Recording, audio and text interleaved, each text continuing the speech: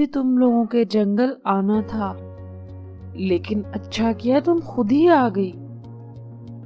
बंटन uncle, हमारी इस दफा आम की फसल बहुत ही ज्यादा अच्छी हुई है, तो हमें समझ नहीं आ रही कि आम कब तोड़े।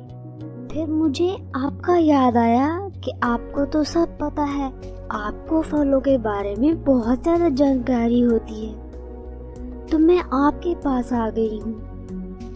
देखो बबली, मेरी मानो तो 1-2 रोज में आम तोड़ लो। कुछ दिनों के बाद बहुत जोर की हवाएं चलेंगी, जिससे तुम लोगों की फसल गिर जाएगी और पूरे साल की मेहनत जाया हो जाएगी। बहुत बहुत धन्यवाद आपका बंटन अंकल। अब मैं चलती हूँ। हम कल ही सारे आम तोड़ लेंगे और मैं आपको भी अपने पेड़ के आम जरूर भेजूंगी। उधर कालू और नीलो मेले में पहुंच जाते हैं। कालू का शरीर तो मेले में था, लेकिन उसका दिमाग अभी भी अपने आमों की तरफ था। उसे अपने फसल की बहुत ज्यादा फिक्र थी। नीलो सीधा अपने भाइयों के घर जाती है। वहां उस वक्त बस उसकी भाभी थी और कोई भी मौजूद नहीं था। भाभी, ये सब भाई किधर गए हैं? मुझे उनसे जरूरी काम था। नीलो भाभी, वो ना तुम्हारे एक भाई के साथ वाले जंगल में उल्लुओं से लड़ाई हो गई थी। अब आपके सारे भाई मिलकर उल्लुओं से बदला लेने गए हैं। आते ही होंगे वो तो। देखा कालू, मेरे भाइयों की दहशत, उल्लुओं को भी मार कर आएंगे।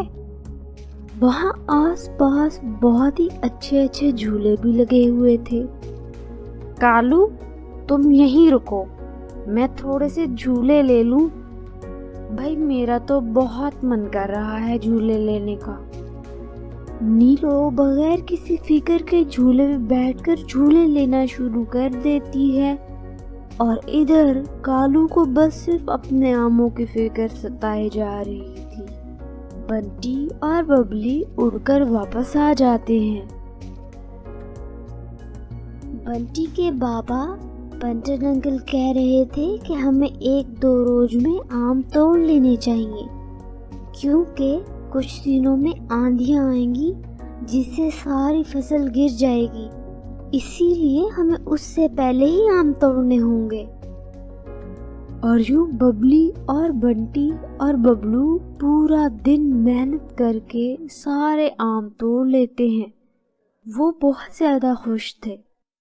चलो, अब हमारा साल भर का भोजन का बंदोबस्त हो गया है।